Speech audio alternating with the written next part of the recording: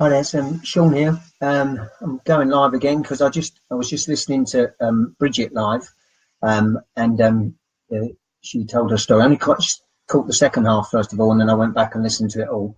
So, Bridget, yes, very brave of your daughter, and well done for that. But the bit that sort of related to me, and I just wanted to talk to everyone about was the idea of the broken family, and all strength and courage to you, Bridget, for doing everything that you've done and everything. And I really, you'll see when I explain my situation, I think a little bit where I can sort of see where you're coming from. Anyway, broken. The first thing I'd say about that is broken to me is not working. That doesn't matter whether you've got a mum and dad that are married, two ladies, two men, four people, one person on their own or whatever. Broken's not working. So if that doesn't work as a unit, then that's the broken thing, and that's a shame. And somehow you've got to find a way of fixing that, which, like Bridget's explained, that obviously she's done that. It wasn't right, and then you've made it good and a nice atmosphere, and then it's fixed. The fact that it's got one mum in it, one dad, or whatever it's got, really doesn't matter. The reason I can sort of say that with a fair bit of my mum and dad split up when I was 6 years old. So I had that growing up as a young person. Obviously, a bit like Bridget said, there's a lot of stigma around that and everything like that. All I was very lucky with, and when people say to me, what do you think and what was that like and everything like that, is I was just so lucky that both my mum and dad still really loved me. Told me that, showed me that. So even though they were in different places, and it was rather strange at times, getting dragged from one place to the other, and there being another strange person with the other person. So there was a lot of that to go in, which I won't go into now. But because they loved me, I still felt okay, and I was quite happy. And because I grew up with that, so I spent my whole time with kids saying, "Oh, your mum and dad are not together," or whatever. But I was always quite happy with that because they loved me.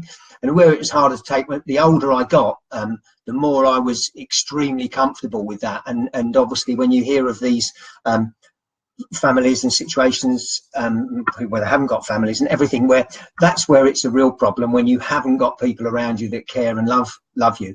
If you have, then you're the luckiest person around, and that's all you need. And that's why I felt fine. And obviously, so I went through that as a youngster, but obviously me and my sister, we came through fine. And I think actually it made us stronger, and I'm sure it has done for other people. I'm sure Bridget and her family, you actually feel stronger, because we do know that it is adversity and these harsh things, not that we want them to happen, but when they do, it really does make you stronger. Us as a family, we've all communicated very well. We've had to communicate because of being apart and separate, and someone thinks this, someone thinks that, and you have to talk about it to sort it out. So I think that was only a really good thing for me, not a bad, and it's definitely made me who I am and made us as strong. It's definitely affected me. When I got older, I got married, and I lasted about 3 years, and we split up. We saw things going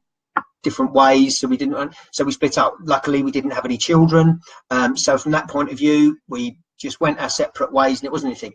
Probably put me off getting married, but then again, I went on, and I met someone years later. I've had children. I've been with that person over 20 years now. We're not married, and we're going through another stage, a bit like this, the broken family, the whatever, because obviously my kids have spent their whole childhood growing up with a mum and dad that are not married, which is another thing about, is that wrong? Is that this? Is it whatever?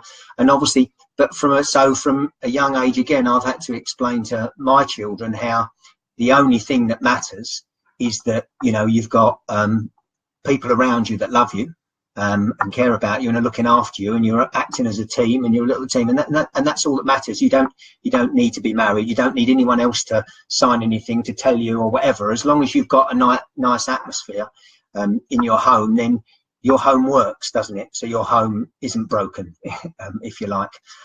So anyway, well done, Bridget, for sharing.